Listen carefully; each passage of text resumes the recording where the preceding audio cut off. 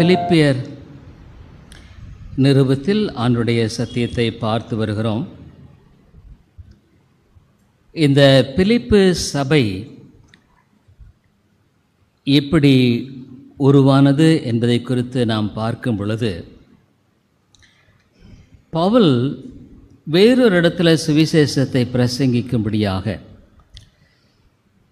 திட்டமிட்டு செயல்பட்டு கொண்டிருக்கும் பொழுது, மகதேனியா, அதாவது அந்த பிலிப்பு அந்த ஊர் பகுதி மகதேனியா, அங்கே இருந்து அந்த ஊர்க்காரர் ஒருவர்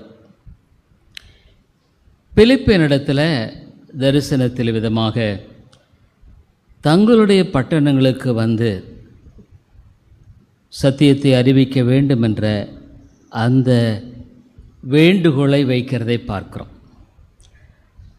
அப்பொழுது பவுல் இது கர்த்தருடைய வழிநடத்துதல் என்று விளங்கி கொண்டு அவர் இந்த பிலிப்பு பட்டணத்துக்கு வருகிறார். நான் ஏற்கனவே சொன்ன மாதிரி இந்த பிலிப்பு பட்டணத்தில் அலெக்சாண்டர் என்ற ஒரு பெரிய அலெக்சாண்டர் சொல்கிற பேரரசு நமக்கு தெரியுங்க. ஏறக்குறைய அவர் பல நாடுகளை வெற்றி கொண்ட ஒரு வாலிபன் என்று சொல்லலாம். அவருடைய அப்பா தான் பிலிப்பு. அவருடைய அப்பா பெயரினால் உருவாக்கப்பட்ட ஒரு பட்டணம் தான் இது. இந்த பட்டணத்தில் ஏறக்குறைய நீங்கள் பார்ப்பீர்களானால் ஓரளவுக்கு ரிட்டையர்ட் மிலிட்ரி ஆஃபீஸர்ஸ், இன்னும் வசதிகள் வாய்ப்புகள் உள்ள ஒரு குடும்ப மக்கள் வாழ்ந்த பகுதி, நல்ல நாகரிகமான பகுதி. இந்த பகுதியில் ஊழியம் செய்யும்படியாக ஆண்டவர் அழைத்த பொழுது பவுலுக்கு என்ன போவது எது போன்னு தெரியல. ஆனால் பவுல் ஆண்டவர் தன்னை அழைத்திருக்கிறார். ஆகவே நிச்சயமாக ஆண்டவர் அந்த இடத்துல ஒரு சபையை நிறுவுவார் என்ற விசுவாசத்தோடு அங்கே போகிறதை பார்க்கிறோம். அப்போ ஆண்டவருடைய வழி ரொம்ப ஆச்சரியமானது. பவுல் இந்த இடத்துல ஆண்டவர் கொடுத்த தரிசனத்துக்கு கீழ்ப்படிந்து போகிறார். பழைய ஏற்பாட்டில் ஒரு தீர்க்கதரிசியானவர் ஆண்டவர் ஒரு இடத்திற்கு போகும்படியாக சொன்ன பொழுது அவர் ஆண்டவருக்கு கீழ்ப்படியாமல்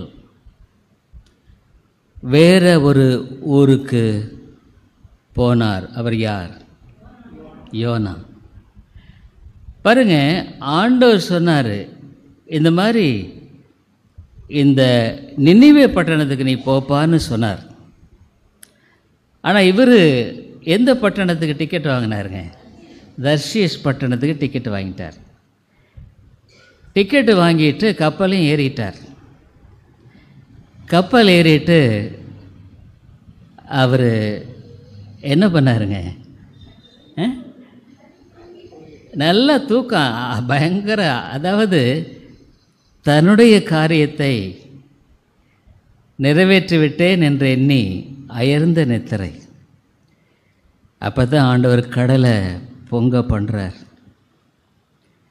பயங்கரமான அலை. அப்போது யோனாவை எழுப்பி சீட்டு போட்ட பொழுது சீட்டு யோனா பேரில் விழுந்தது. யோனாவை கடலில் தூக்கி போடுறாங்க. அப்போது மீன் வயிற்றில் அவர் ஜெபிக்கிறார். அதாவது சரித்திரபூர்வமாக கூட திமிங்கலங்கிறது பெரிய ஒன்றுங்க, சாதாரணமானது கிடையாது. அதன் வயிறு என்பது இந்தளவுக்கு இருக்கும். அதில் ஆண்டவர் அந்த நேரத்தில் அவரை பாதுகாத்து ஜெபிக்கும்படியாக அவருடைய உள்ளத்தில் பேசுகிறார். பைபிள் ஸ்கூலில் ஒருத்தர் ஒரு கேள்வி கேட்டார். யோனா இப்படி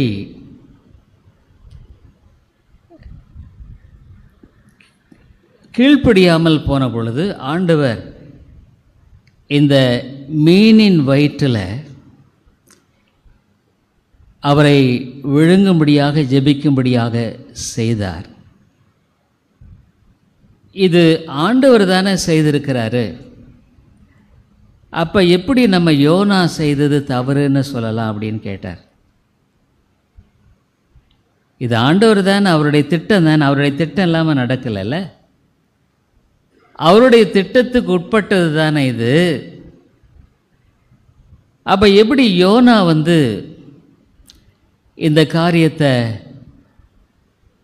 செய்த ஒரு தவறு என்று சொல்ல முடியுன்ற ஒரு கேள்வி கேட்டார். இதுக்கு நீங்கள் என்ன பதில் சொல்கிறீங்க?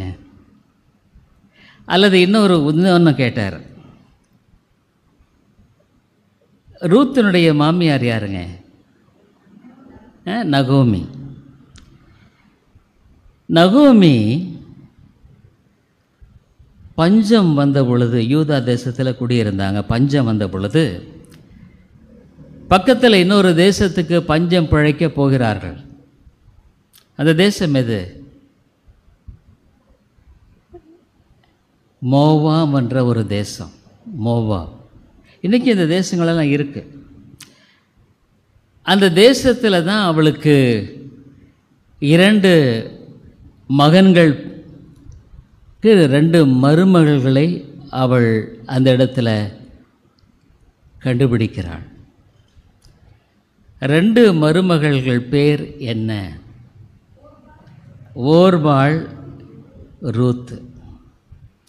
இந்த ஓர்பாள் நகோமி மோவாப் தேசத்தில் அவளுடைய மகன்கள் கணவனெல்லாம் இறந்த பின்னால் திரும்பவுமாக இஸ்ரேல் தேசத்துக்கு அவள் வரும் பொழுது 2 மருமகளும் வர்றாங்க. அப்போ நகோமி சொல்கிறா, என்னுடைய மகன்களை நீங்கள் திருமணம் செய்தீங்க, ரொம்ப நல்லது. ஆனால் இன்னொரு பிள்ளையை உங்களுக்கு திருமணம் செய்து கொடுக்கக்கூடிய அளவில் நான் இல்லை. ஆகவே நீங்கள் உங்கள் தேசத்துக்கு போயிருங்க. மோவாப் தேசம் ஆண்டவரை அறியாத தேசம், விக்கிரங்களை வழிபட்ட தேசம். அங்கேயே நீங்கள் இருங்க. என்ன ஏன் நீங்கள் இங்கே நான் போகும் பொழுது என்னோட ஏன் நீங்கள் கஷ்டப்படுறீங்க? இங்கே கஷ்டப்பட்டது போதாதா அப்படின்னு சொன்ன பொழுது ஒருவள் சரின்னுட்டு மோவாப் தேசத்திலேயே தங்கிடுறா. அவள் ஓர்பாள். இன்னொருவள் நகோமியோட வருகிறாள். அவள் தான் ரூத். இந்த ரூத் இஸ்ரவேல் தேசத்துக்கு வந்த பொழுது கர்த்தர் அவளை தாவீதுக்கு பாட்டிக்கு பாட்டியாக ஏற்படுத்தி அவளை ஆசீர்வதித்தார். பாருங்க, ஆண்டவரை நம்பி வர்ற ஒருவருமே விட்டுப்பட போகிறப்ப அதான் நம்ம பார்க்குறோம். யோனா கீழ்ப்படியாமல் போனான். ஆண்டவர் அவனை மீனின் வயிற்றில் மனம் திரும்ப செய்கிறார். ஏன்? யோனாவின் பேரில் அன்பு கூர்ந்ததுனால தான். நம்முடைய வாழ்க்கையில் கூட சில சமயங்களில் கஷ்டங்கள், பாடுகள், உபத்திரவங்கள், சிக்ஷைகள் வருதுன்னா நம்ம யோசிக்கணும், ஆண்டவர் நம்ம நேசிக்கிறதுனால இந்த சிக்ஷைகளை கொடுக்கிறார். அதனால இங்கே பவுல் பாருங்க, பிலிப்பியருக்கு நிருபத்தில் சிறையில் இருக்கிறார். சிறையில் இருக்கும் பொழுது இங்கே அவர் இந்த சிறையில் அடைபட்டிருந்த நிலையில் 2 விதமான மக்கள் எழும்புகிறார்கள். ஒரு கூட்டம் மக்கள், பவுல் சுவிசேஷத்துக்காகத்தானே இப்படி சிறையை வாசம் பண்ணுறார், அவர் தைரியம் பாரு, எப்படி அருமையாக இருக்கு, எப்படி அவர் இந்த சூழ்நிலையில் நிருபங்களையெல்லாம் எழுதுகிறாரு, மன சோறாமல் இருக்கிறாரு. உண்மையில் கிறிஸ்தவ வாழ்க்கையில் ஆண்டவர் நம்மோட கூட இருக்கிறதுனால நம்ம எந்த சூழ்நிலையிலும் தைரியமாய் போக முடியும்.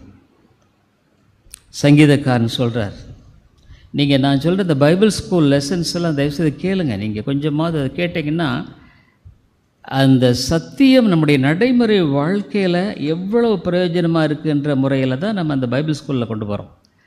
அதாவது இந்த சத்தியம் அனுதின வாழ்க்கையில் நாம் அதன் அடிப்படையில் சார்ந்து வாழுவது எப்படி. ஆகவே நம்முடைய வாழ்க்கையில் ஆண்டவர் முழுமையாய் சார்ந்து வாழ போதுமானவர். அது மாத்திரமல்ல, எந்த நிலைமையில் இருந்தாலும் நாம் வெற்றியாய் கடந்து போகக்கூடிய ஒரு சத்தியம்தாங்க இது. இப்போ பவுல் சிறைச்சாலையில் இருக்கிறார். சுவிசேஷத்தை அறிவிக்கும்படியாக அங்கு அநேகர் எழும்புகிறார்கள். அதில் ஒரு கூட்டத்தார் பவுலினுடைய வாழ்க்கையை பார்த்து உற்சாகப்படுத்தப்படுறாங்க. பவுல் பாருங்கள் எப்படி சுவிசேஷத்துக்காக தைரியமாக வந்திருக்கிறாரு. ஆனால் இன்னொரு கூட்டத்தார் பவுலுக்கு இன்னும் பிரச்சனையை கொடுக்கணும், இன்னும் உபத்திரவத்தை கொடுக்கணும். இந்த ரோம அரசாங்கமானது அவருக்கு எதிராக இன்னும் கிளம்பணுன்னுட்டு சில மக்கள் வேறு விதமாக இதே காரியத்தை மாற்றி செயல்படுகிறார்கள். அதுதான் பவுல் சொல்கிறார் பாருங்கள். எபேசியர் 1:15, 1:15-16 யாராவது வாசிங்களே.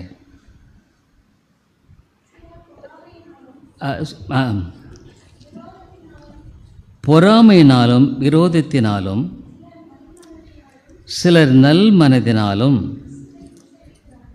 கிறிஸ்துவை பிரசங்கிக்கிறார்கள். சிலர் என் கட்டுகளோடு உபத்திரவத்தையும் கூட்ட நினைத்து சுத்த மனதோடு கிறிஸ்துவை அறியாமல் விரோதத்தினாலே அறிவிக்கிறார்கள். பாருங்கள், நம்மளை நிச்சயமாக பாய்க்கிறவங்க நிறைய பேர் இருப்பாங்க. நீங்கள் என்னதான் நல்ல உங்களாக இருந்தால் கூட உங்களை சிலர் உங்களுக்கு பிடிக்காது, சிலர் விரும்ப மாட்டாங்க. ஏதாகலும் ஒரு விதத்தில் உங்களை வெறுக்கக்கூடியவர்களாக இருப்பார்கள். நம்ம போடுற இல்லைங்க யூடியூப்ஸு, அந்த யூடியூப்பில் எப்போவுமே இந்த லைக் பண்ணுறவங்க நிறையா லைக் பண்ணுறவங்க இருக்காங்க. ஆனால் 2 பேர் இருக்கிறாங்க எப்போவுமே டிஸ்லைக் பண்ணுவாங்க. அது யாருன்னு எனக்கு தெரியாது, ஆனால் அதை கேட்குறாங்க, டிஸ்லைக் இருக்கும். அதாவது இந்த சத்தியத்தை விரும்பாத சில மக்களாக இருக்கலாம். ஐயோ இவங்க இந்த 2 பேர் டிஸ்லைக் பண்ணுறாங்கன்றதுனால நம்ம அவங்க மேலே கோபப்படலாமா, வருத்தப்படலாமா, அவங்க மேலே எரிச்சல் அடையலாமா? தேவையில்லை. பவுல் இந்த இடத்துல இப்படி இருக்கிற மனநிலையில் இங்கு அவர் இதை எப்படி சிந்திக்கிறார் பாருங்க. அதுதான் ரொம்ப முக்கியம். பல சபைகள் பவுலுக்கு பவுல் தான் சபையை நிறுவினார். ஆனால் சில சபைகள் பவுலையே எதுக்க ஆரம்பிச்சிடுறாங்க. எந்த சபைகள்? முக்கியமாக கொரிந்து சபை. கொரிந்து சபை என்ன சொல்லுது? நீ அப்போஸ்தலன்னு அழைக்கப்படலைன்னு பவுலை சொல்கிறாங்க. பவுல் அந்த சபையை அவர் தான் நிறுவினார். அதனால தான் அவர் தன்னை குறித்து அந்த நிருபத்தில் தான் அப்போஸ்தலனாக அழைக்கப்பட்டேன் என்பதை வெளிப்படுத்தும்படியாக எழுதுகிறார். இன்னொரு சபை பவுல் சத்தியத்தை சொன்னதுனால சத்துருவானார். எந்த சபை அது? சத்தியத்தை சொன்னதுனால பவுலை பாய்க்க ஆரம்பிச்சிட்டாங்க. கலாத்திய சபை சத்தியத்தை சொன்னதுனால நான் சத்துருவானேனோ. பவுல் நான் அவங்கள பாய்க்கிறாரா? இல்லை. அவங்களுக்காக எப்படி ஜெபிக்கிறாருங்க? கலாத்து சபைக்கு பவுல் எப்படி ஜெபிக்கிறார் தெரியுங்களா? கர்ப்ப வேதனையோடு ஜெபிக்கிறார். உங்களில் கிறிஸ்து உருவாகும் அளவும் கற்ப வேதனையோடு நான் உங்களுக்காக ஜெபிக்கிறேன். பார்த்தீங்களா, கிறிஸ்தவ வாழ்க்கை என்பது பழைய ஏற்பாடு வேறு. அடுத்த நான் அனிமா அதை பற்றி நான் சொல்லணும். பழைய ஏற்பாட்டுக்கு புதிய ஏற்பாட்டுக்கு உள்ள பழைய ஏற்பாட்டில் கண்ணுக்கு கண் பல்லுக்கு பல். ஒருத்தன் பல்லை உடைச்சா நீயும் பல்லை உடைப்பான்றது. புதிய ஏற்பாடு அப்படி கிடையாது. நீ அவன் பல்லை உடைச்சா பல்ல எடுத்து கட்டுப்பான்னு சொல். இந்த இடத்துல பவுல் இப்படி சொல்லுகிறதை பார்க்கும் பொழுது இந்த ரெண்டு கூட்ட மக்கள் ஒரு பக்கம் சுவிசேஷத்தை நல்மனதோடு சொல்கிறாங்க, இன்னொரு பக்கத்தில் பார்த்தா இவருக்கு இன்னும் உபத்திரவத்தை கொடுக்கணும்னு பண்ணுறாங்க. ஆனால் பவுல் எப்படி அதை எந்த மனநிலையோடு அதை கையாளுகிறார் பாருங்க. 18-19 யாராவது வாசிங்க பிரதர்ஸ் மத்தியில் யாராவது தயவுசெய்து வாசிங்க பார்க்கலாம். பிலிப்பியர் 1:18-19. இதனால் என்ன? வஞ்சகத்தினாலாவது உண்மையினாலாவது எப்படியாவது கிறிஸ்து அறிவிக்கப்படுகிறார், அதனால் சந்தோஷப்படுகிறேன், இன்னமும் சந்தோஷப்படுவேன். அது உங்கள் வேண்டுதலினாலும் இயேசு கிறிஸ்துவனுடைய ஆவியின் உதவியினாலும் எனக்கு ரட்சிப்பாக முடியும் என்று அறிவேன். இந்த இடத்துல பாருங்க, அவர் சொல்கிறாரு எப்படி இருந்தால் என்னங்க? ஒருவேளை வஞ்சகமாக தான் அறிவிக்கிறாங்களா? No problem. சிலர் உண்மையாக அறிவிக்கிறாங்களா? ரைட்டு. கிறிஸ்து அறிவிக்கப்படுகிறார். இல்லை இங்கே தான் நமக்கு பேப்டிஸ்ட்டு அந்த சபை இந்த சபை. பரலோகத்தில் அதெல்லாம் கிடையாதுங்க. பரலோகத்தில் எல்லாருக்கும் ஒரே தகப்பன், ஒரே குமாரன், ஒரே பரிசுத்த ஆவியானவர். அங்கே இந்த வித்தியாசமே கிடையாது. இன்றைக்கி நிறைய பேர் என்ன பண்ணுவாங்கன்னா, என்னுடைய சபை, நான் சபை குறித்த நன்மையாய் கொண்டிருக்கிற வைராக்கியம் நான் தப்புன்னு சொல்லலாம். வீண் வைராக்கியம் தேவையில்லை. இன்றைக்கி எத்தனையோ பேர் எத்தனையோ உலகமெங்கும் ஞாயிற்றுக்கிழமையில் எத்தனையோ இடங்களில் ஆண்டவரை உண்மையை ஆராதிக்கிற மக்கள் இருக்கத்தான் செய்கிறாங்க. ஆண்டவருடைய சத்தியத்தை தெளிவாக போதிக்கிற ஊழியர்கள் இருக்கத்தான் செய்கிறாங்க. எதையோ இடத்துல நமக்கு தெரியாது. அவர்கள் மூலம் இன்றைக்கு ஆண்டவர் நாம மகிமைப்படுகிறது. அவரை ஆராதிக்கிறவர்களை துதிக்கிறார்கள், அவரை கனப்படுத்துகிறார்கள். அப்போ நம்ம எப்படி நினைக்கிறோம்? இவ்வளோ பெரிய ஒரு கூட்டம் ஆண்டவரை ஆராதிக்கிறது, நானும் அதில் ஒரு பங்காளனாக இருக்கிறேன், கர்த்தரை துதிக்கிறேன். அப்போ இதில் கிறிஸ்தவ வாழ்க்கையினுடைய அந்த மனநிலையில் மாற்றத்தை நாம் பார்க்க வேண்டும். அந்த பழைய மனுஷனுடைய அந்த காரியத்தையெல்லாம் ஒழிச்சு கட்டிடணும். அது நீங்கள் தான் செய்யணும். ஆண்டவர் சொல்கிறாரு, பரிசுத்த ஆவியானவர் உதவி செய்கிறார். ஆனாலும் கூட பழைய மனிதனுடைய காரியங்களெல்லாம் ஒழிச்சிடணும்.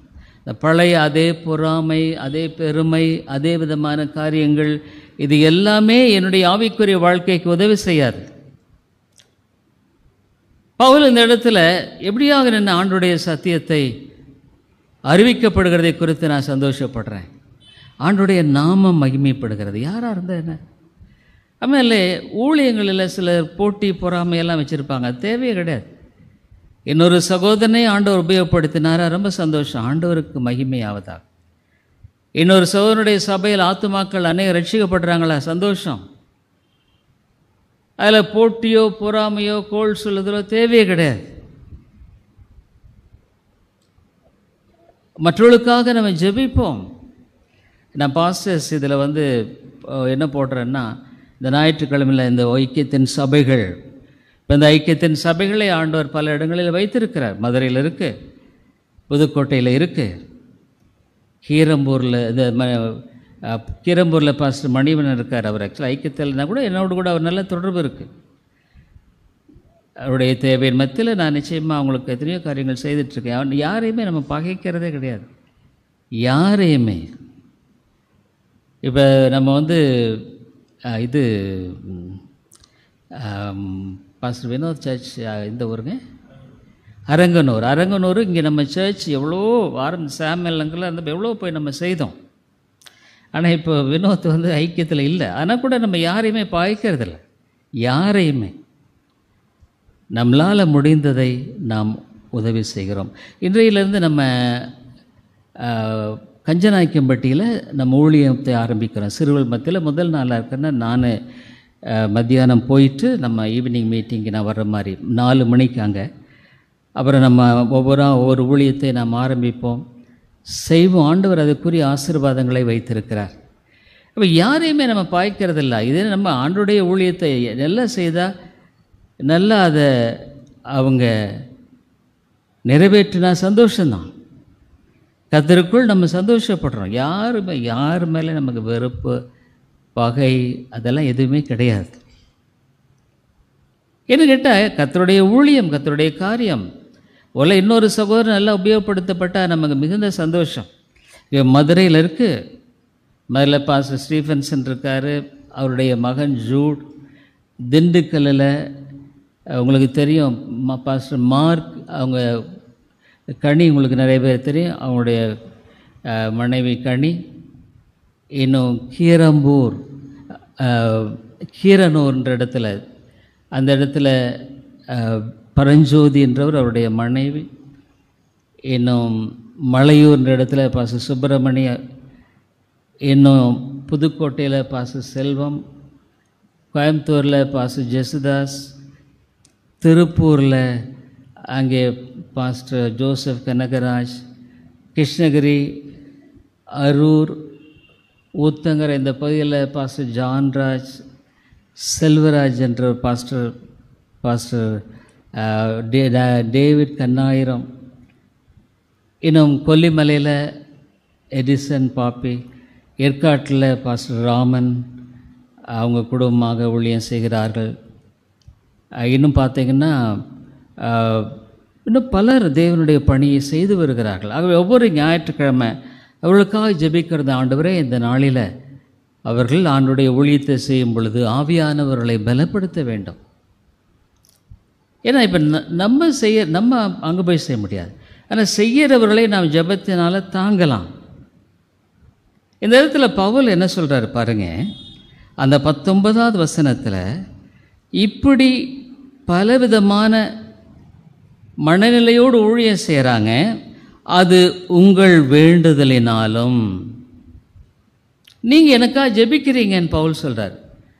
நீங்கள் ஊழியங்களுக்காக ஜெபிக்க வேண்டும், ஊழியருடைய குடும்பங்களுக்காக ஜெபிக்க வேண்டும். ஏன்னா அவங்க ஊழியத்தை செய்யும் பொழுது பலவிதமான ஆவிக்குரிய போராட்டங்கள் உண்டு, பிசாசு தாக்குறது உண்டு. நம்ம பலவான் இல்லை. ஆகவே நீங்கள் என்ன பண்ணணும், ஊழியங்களுக்காக ஜெபிக்க வேண்டும். ஊழியங்களுக்காக நீங்கள் பாரப்பட, அதெல்லாம் நம்முடைய ஆவிக்குரிய வாழ்க்கையில் நம்மை ஆண்டவர் ஆசீர்வதிப்பதற்கு நம்ம பிரயோஜனமாக இருக்கும். புதிய ஆத்துமாக்களை ஆண்டவர் அழைத்து வரணும், இடங்களை ஆத்துமாக்களை நிரப்பணும். அதுக்கு நம்ம கருவியாக இருக்கணும். என்னால் பங்களிப்பு என்ன, நான் இந்த ஊழியங்களில் என்ன செய்வது. போன வாரம் நான் சொல்லியிருந்தேன், நேற்று சர்ச் போட க்ளீன் பண்ண சில சகோதரிமார்கள்லாம் வந்து செஞ்சாங்க. சரண் கூட வந்து இந்த ஒட்டடையெல்லாம் கம்ப்ளீட்டாக அடிச்சிருக்காருன்னு நினைக்கிறேன். எதுக்காக சொல்கிறேன்னா, சபை என்பது ஒரு குடும்பம். அது என்னுடைய இடமில்லை. நான் அதிகமாக ஜெபம் பண்ணுறேன். என்னென்னா, ஆண்டவரே, ஒருவேளை என்னுடைய மறைவுக்கு பின்பாக இந்த சபையை நீர் பாதுகாத்து கொள்ளும். ஒரு நல்ல ஒரு ஆவிக்குரிய ஒரு போதனை இந்த இடத்தை விட்டு போயிடக்கூடாது. நல்ல ஒரு சத்தியத்தை போதிக்கிற ஊழியராக இருக்கணும். சபையை சரியாக வழி நடத்தணும். பெரிய ஒரு பொறுப்பு இருக்குது. ஆகவே அதிகமாக ஆண்டவரிடத்தில் ஜெபம் பண்ணேன். எப்போது நம்ம உயிரோடு இருக்க முடியாது, எப்போலாம் ஆண்டவர் அழைக்கலாம். ஆனால் ஒன்று எனக்கு எப்பொழுதுமே ஜெபம் என்பது ஒரு பெரிய முதலீடு மாதிரிங்க. நான் எல்லாத்துக்கும் ஆண்டவர்கிட்ட ஜெபம் பண்ண, ஆண்டவர் இதுதான் இந்த காரியம், இதை நீங்கள் பொறுப்பெடுத்து கொள்ளணும், இது எப்படி செய்வீங்க எனக்கு தெரியாது. இது ஒரு பெரிய முதலீடு மாதிரி. ஒருவேளை நான் மறிச்சிருவேன், ஆனால் என்னுடைய ஜெபம் மறிக்காது. தேவர் ஜெபத்துக்கு பதிலளிக்கிறார். நிம்மதியாக கடந்து போகலாம் நிச்சயமாக. ஏன் இந்த ஊழியத்தை நான் ஆரம்பிக்கலை, கர்த்தருடைய ஊழியம் இது ஆண்டவர் ஆரம்பித்தது. ஆண்டவரை மட்டும் வழிநடத்தி இருக்கிறார். இந்த ஊழியத்தின் மூலமாக பல இடங்களில் செய்திகள் போகுது. இவ்விதமான ஒரு கட்டடத்தை ஆண்டவர் கட்டி எழுப்பி இருக்கிறார். அவை ஒருவேளை நாம் மறைந்து போனாலும் இந்த இடத்துல பணியை தொடர வேண்டும், சத்தியம் செல்லணும். அதுக்காக பாரத்தோடு நீங்கள் ஜெபிக்கலாம். ஆண்டவரே, இந்த சபையானது சத்தியத்துக்கு தூணாக இருக்கணும், அதில் நான் ஒரு பங்களிப்பு இருக்கணும். என்னுடைய பங்களிப்பு என்ன? நான் சபைக்காக ஜெபம் பண்ணுறேனா? இந்த இடத்துல பவுல் சொல்கிற உங்களை வேண்டுதலினாலும், நீங்கள் எனக்காக எல்லாம் ஜெபம் பண்ணுறீங்க. பவுல் சொல்கிறார் இந்த இடத்துல, எனக்காக நீங்கள் வேண்டிக்கிறீங்க. ஆகவே சபைக்காக, ஊழியங்களுக்காக, ஊழியருடைய காரியங்களுக்காக நீங்கள் ஜெபிக்கும் பொழுது ஆண்டவர் அதற்குரிய பலனை கொடுக்கிறார். ஒரு கலசம் தண்ணீர் கொடுத்தாலும் அதற்குரிய பலன் உண்டு. ஆண்டவர் ஒரு நாளும் கைவிடுகிறவர் அல்லைங்க. இது மட்டும் நிச்சயமாக தெரிஞ்சுக்கங்க. நான் இந்த 50 ஆண்டுகளாக பார்த்த ஒரு காரியம், தேவன் ஒரு நாளும் கைவிட்டதில்லை. அவர் உண்மையுள்ளவர். உங்கள் வாழ்க்கையில் உண்மையுள்ளவராக இருப்பார். நம்ம தான் ஆண்டவரை விட்டு விலகி போகிறோமே ஒழிய அவர் நம்மை விட்டு விலகிறவர் அல்ல. நம்ம உண்மையற்றவர்களாக இருந்தாலும் அவர் உண்மையுள்ளவராக இருக்கிறார். அவை பவுல் எப்படி பார்க்குறாருன்னா, இந்த இடத்துல தீமை செய்கிறவர்கள் இருக்கத்தான் செய்கிறாங்க, ஆனால் நிறைய எனக்காக ஜெபம் பண்ணுறாங்க. ஆகவே ஆண்டவர் அந்த ஜெபத்தை கேட்டு என்னை பாதுகாப்பார், என்னை வழி நடத்துவார், பலப்படுத்துவார். இப்போ ஆண்டவர் சொல்லியிருக்க அந்த பட்டணத்தில் அநேக ஜனங்கள் உண்டு. அப்போ நம்ம என்ன பண்ணோம்? ஆண்டு ஜெபிக்கிறோம், நிச்சயமாக ஆண்டவர் கொண்டு வருவார், அதில் சந்தேகமே இல்லை. அப்போது ஒரு சபை என்று சொல்லும் பொழுது ஒருவருக்கொருவர் அந்த ஆதி திருச்சபை ஐக்கியத்தை தான் பார்க்குறாங்க. இந்த ஆண்டவராக இயேசு அப்பமானவர்களை கொண்டு தான் பெரிய காரியங்களை செய்கிறார். பெரிய கல்விமான்கள் அல்ல, ஞானிகள் அல்ல, பணம் அல்ல, அதல்ல இதல்ல, பெரிய அமைப்பல்ல, எளிய மீனவர்களை கொண்டு ஆண்டவர் அழகாக இந்த உலகத்துக்கே சுவிசேஷத்தை எடுத்து சென்றார். அப்போ உங்கள் வாழ்க்கையில் ஆண்டவருக்கென்று நம்முடைய உறவினர்கள் எத்தனையோ பேர் இருக்காங்க. எத்தனை பேருக்காக நம்ம ஜெபம் பண்ணுறோம்?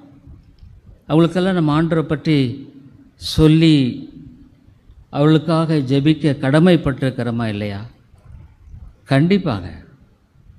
ஆண்டவர் தெரிந்து கொண்டவர்களை ரட்சிக்கிறார், அது அவருடைய பகுதி. ஆனால் நீயும் நானும் ஆத்துமாக்களை ரட்சிப்பதற்காக ஜெபிக்கணுங்க. நம்முடைய பிள்ளைகளுக்காக, பெற்றோர்களுக்காக, உறவினர்களுக்காக ஜெபிக்கணும். ஏன்னா இந்த வேதம் பொய் சொல்லலை.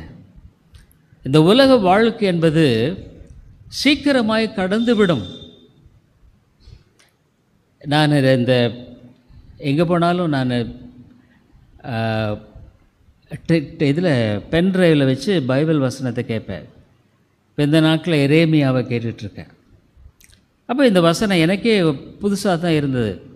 எப்படின்னா, இந்த உலகத்தில் ஐஸ்வர்யத்தை நம்புகிறவர்கள், எரேமியா அதிகாரம் சரி எனக்கு தெரியல, யாருக்கு ஒப்பாக இருக்கிறார்கள் என்று சொல்லி எரேமியா எழுதுகிறார். எரேமியா தீர்க்கதரிசி.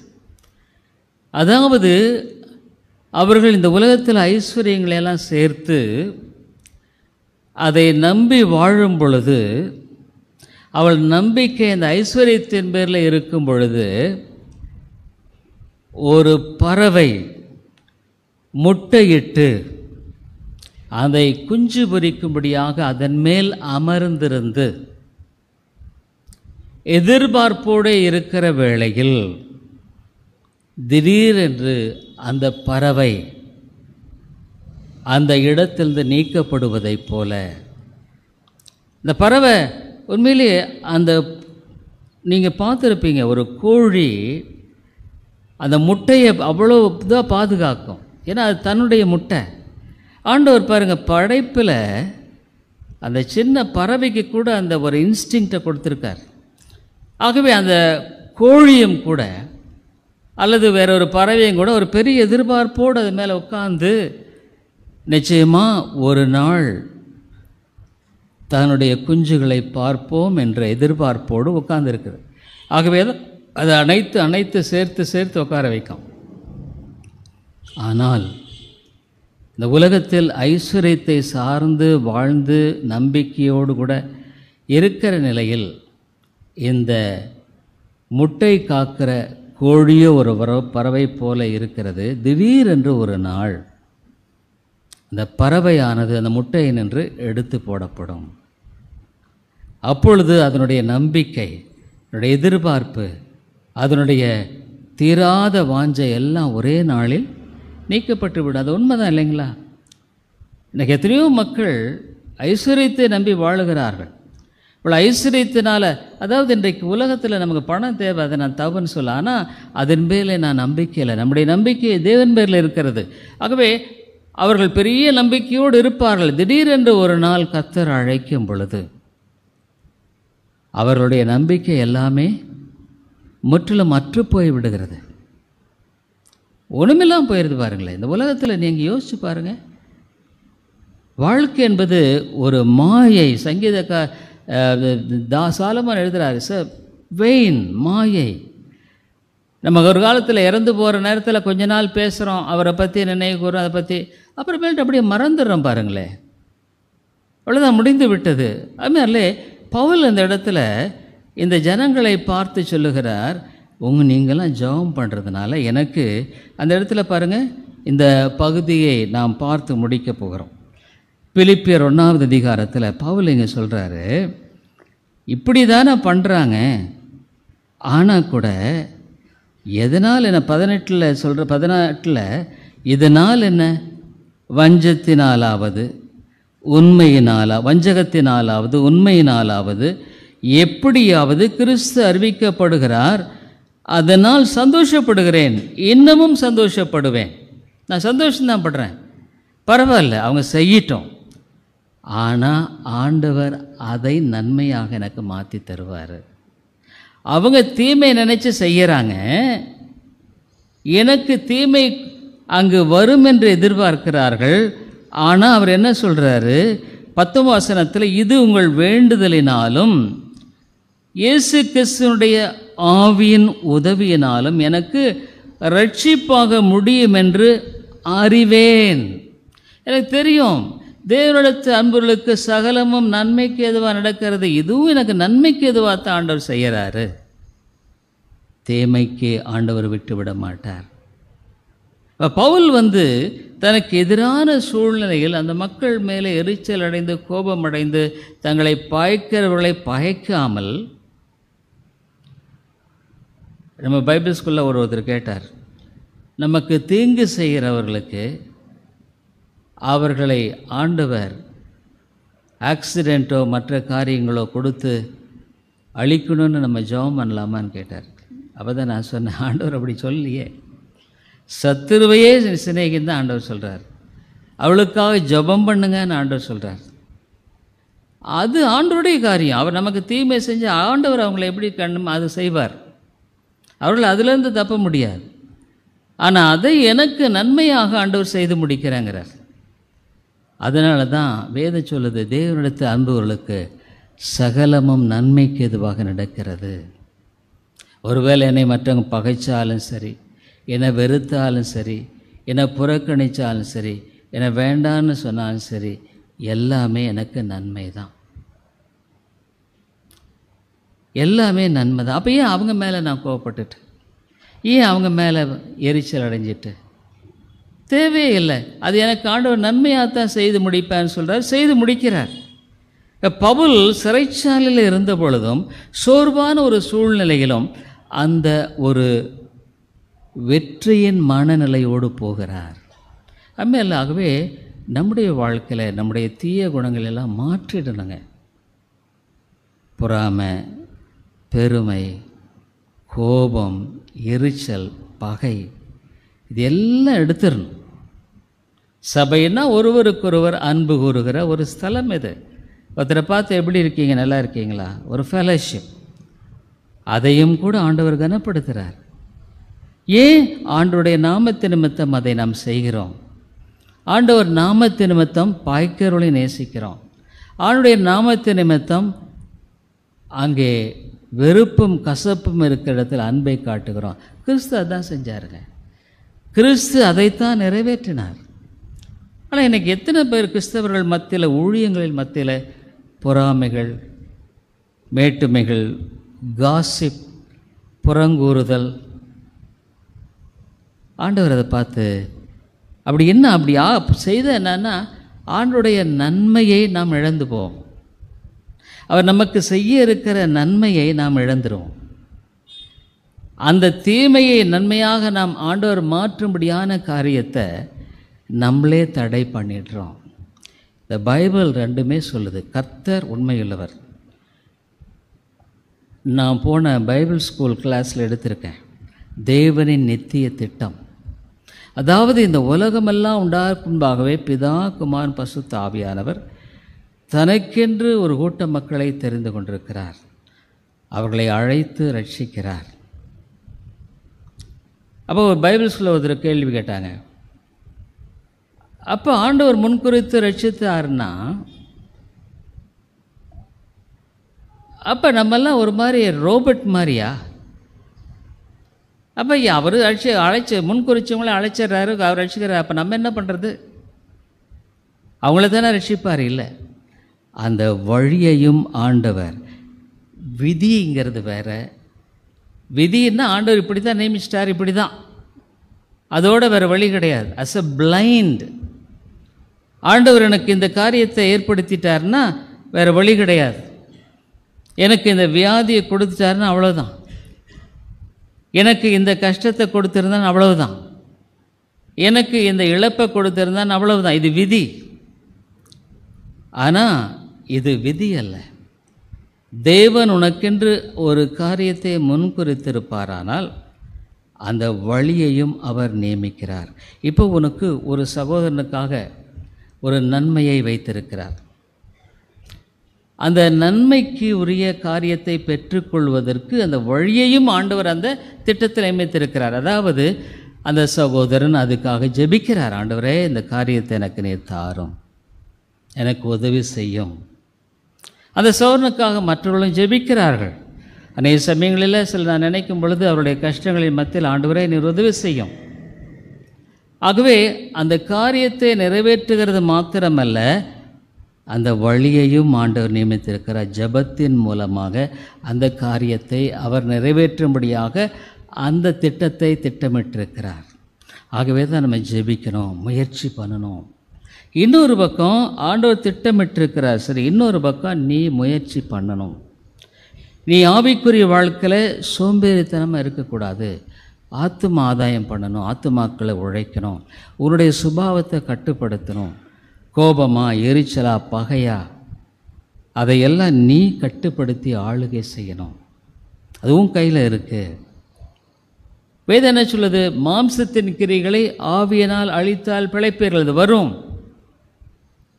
கோபம் வரும், பகை வரும். அப்போ நம்ம என்ன பண்ணணும்? இல்லை, இதை நான் செய்ய மாட்டேன், இதை நான் ஒருபோதும் இப்படியாக நான் எண்ண மாட்டேன். அப்போ என்ன பண்ணுவார்? கர்த்தர் நம்மோடு கூட இருந்து அதில் துணை செய்வார், அந்த சூழ்நிலையை மாற்றுவார், அந்த மனிதர்களை மாற்றுவார். இல்லைன்னா நம்ம ஆண்டவர் செய்ய முடியாத காரியத்தில் நம்மளே தடையாக இருக்கிறோம். ஆகவே ஒரு பக்கம் தேவன் முன்குறித்து இருக்க அந்த கிருபையின் சத்தியம் என்பது ஒரு பக்கம் தேவன் முன்குறித்து, இன்னொரு பக்கம் நமக்கு பொறுப்பு உண்டு. நான் தான் ஆவிக்குரிய வாழ்க்கை, நான் ஜெபிக்கணும், எதை வாசிக்கணும், ஆண்டவரை தேடணும், அப்போ தான் எனக்கு ஆசீர்வாதத்தை கொடுப்பார். தேடலைன்னா தரமாட்டார். தேடுங்கள், கண்டடைவீர்கள், கேட்கிறவனும் பெற்றுக்கொள்கிறான். அவை தேவனிடத்தில் நம்ம போகாமல் நமக்கு வரும்னு நினைக்கூடாது. அந்த வழியும் ஆண்டு வச்சிருக்கார், நமக்கு ஆசீர்வாதத்தை கொடுக்குறாருன்னு அதை கேளுன்னு சொல்கிறார், ஜெபம் பண்ணுன்னு சொல்கிறார். ஆகவே இந்த அருமையான சத்தியமானது ஒரு மனித வாழ்க்கையில் பவுல் அந்த கடைசியாக சொல்கிறார், இது எனக்கு ரட்சிப்பாக முடியும் என்று அறிந்திருக்கிறேன். இது எல்லாமே நல்லதுக்கு தான், தீமைக்கு எதுவானது அல்ல. அதுமாதிரி நம்முடைய வாழ்க்கையில் எந்த ஒரு ஆவிக்குரிய வாழ்க்கையை நாம் பெற்று சமாதானமாய் வாழுவது ஆண்டுடைய திட்டம். அதுக்கு நம்முடைய ஒத்துழைப்பும் தேவை. தேவன் சர்வ வல்லமை உள்ளவர், ஆனால் நீ ஒத்துழைப்பாமல் ஆண்டவர் செய்ய மாட்டார். அப்போ ஆண்டவர் எனக்கு கொடுக்கலன்னு நினைக்கூடாது, நீ தேவனிடத்தில் போகணும், உன்னை தாழ்த்த என்னுடைய சித்தத்தை செய்ய. ஜெபிப்போம். அன்புள்ள ஆண்டவரே, நாங்கள் எத்தனையோ காரியங்களை படிக்கிறோம். ஆமாம் ஆண்டவரே, உம்முடைய அருமையான இந்த கிருபை எங்களுடைய வாழ்க்கையில் அளவில்லாமல் கொடுக்கும்படியாக நீர் விரும்புகிறீர். ஆண்டவரே, நாங்கள் பெற்றுக்கொள்ளும்படியாக நாங்கள் உம்மிடத்தில் வர வேண்டியது எங்களுடைய உத்தரவு. வருத்தப்பட்டு பாரம் சுமங்கள் நீங்கள் என்னிடத்தில் வாருங்கள். வேதம் சொல்லுகிறது, விசுவாசிக்கிறவன், நான் விசுவாசிக்கும்படியாக ஆண்டுடைய ஒத்தாசையை தேடுவது என்னுடைய கடமை. ஆகவே ஆவிக்குரிய வாழ்க்கையில் ஆண்டவரே, பவுல் சொன்னமாக எப்படியாகிலும் சிலரை ரட்சிக்கும்படி நான் யூதருக்கு யூதரைப் போல பிரஜாதியாருக்கு பிரஜாதியாரைப் போல ஆனேன் என்று சொல்வதை பார்க்கிறோம். ஆகவே ஆண்டவரே, எங்களுடைய ஆவிக்குரிய முயற்சி எவ்வளோ முக்கியமானது. ஆலயத்தை கனப்படுத்த, ஆவிக்குரிய காரியங்களுக்கு நாங்கள் கீழ்ப்படிய, சத்தியத்துக்கு ஏற்படைய வாழ்க்கையில் ஆண்டவரை மற்றவர்கள் எங்களை என்ன நினைப்பார்கள் என்பதல்ல, ஆண்டவர் என்னை பற்றி என்ன நினைப்பார். ஒருவேளை இப்படி நான் பேசினா என்னுடைய சாட்சி என்னவாகும்? ஆண்டவருக்கு அது பிரியமாக இல்லைன்னா நான் ஏன் அதை செய்ய வேண்டும்? எங்களுக்கு பொறுப்பு உண்டு ஆண்டவரை, உத்தரவாதம் உண்டு. அதை உணர்ந்து வாழ கிருபை தாரும். இயேசுவின் நாமத்தில் ஜெபிக்கிறோம் எங்கள் நல்ல பிதாவே, ஆமென்.